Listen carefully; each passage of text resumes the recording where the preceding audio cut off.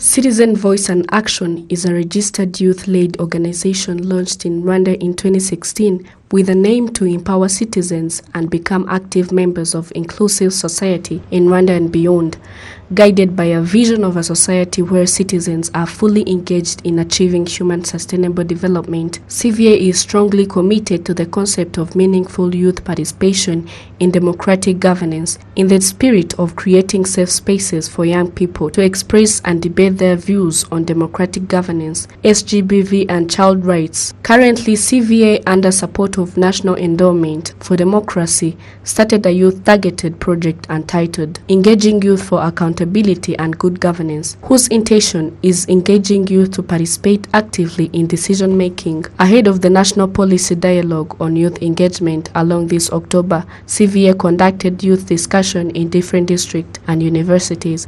It is well known that youth has a great percentage for the overall population of Rwanda.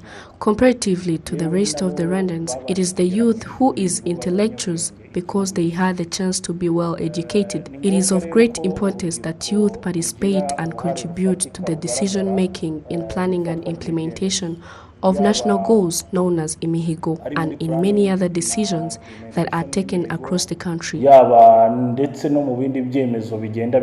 Gatsibo district, these discussions brought together youth representatives from almost all sectors of Gatsibo district and some authorities from the district. These discussions were conducted in a form of the round table, where all attendants had the right to express views on their role in local development activities like umuganda, elections, community assemblies, and other government initiatives in place to speed up national development. Discussions began with CVA director's remarks, who reminded participants that as strong and educated people, they should be active in raising their community. When they say voice, it is your inputs in elections and your participation in all other local services. It means to get served, you should participate to ease the process to get good results. Ariko ubuyobozi bw'igihugu cyacu iyo ubona bushyize imbaraga nyinshi buzishyira ku rubyiruko. In general, the government's main focus is on youth. For instance, if you go to the field and meet young people in the village and ask them where the community gatherings are held from, most of them will never know, and it's surprising despite the effort of the officials to engage youth into their action plans.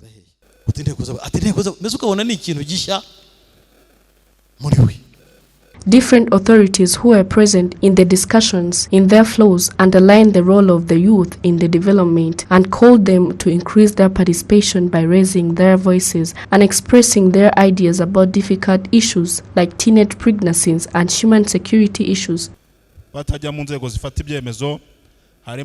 Among the problems that youth face to participate in decision-making is a lack of training to equip them with proper skills concerning governance. Most of youth are not interested in governance decision-making. We need to raise awareness of our voice in the area we reside, referring to the advice of His Excellency the President of the Republic of Rwanda, said in case youth feel uninterested in politics and governance of their country, there might come a moment when the country will be ruled by unworthy authorities. Hence, referring to this bold advice, we need to engage ourselves in decision-making process.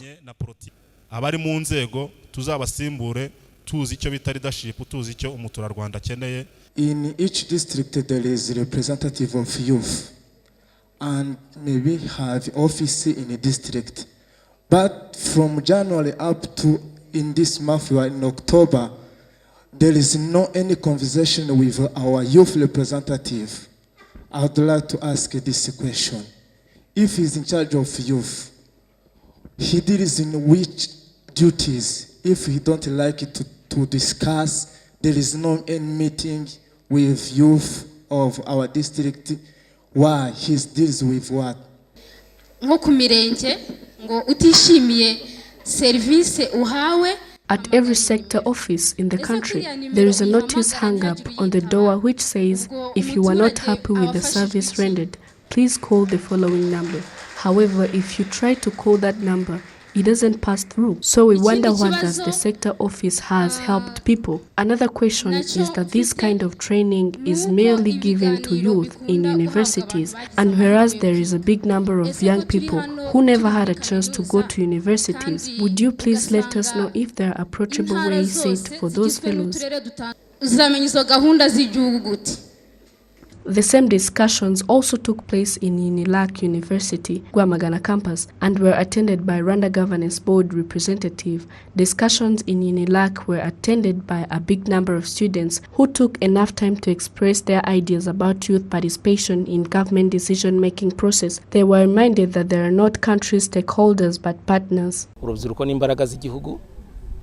Youth is the cornerstone of the country, the strength that the country relies on. Youth is all Rwanda holds as wealth. Young people need to master this in their mind. They must know that Rwanda is theirs, and their contribution to its development is of significant value. They are not only beneficiaries but partners, hence they are asked to get up on their feet and contribute to the wellness of this marvelous country.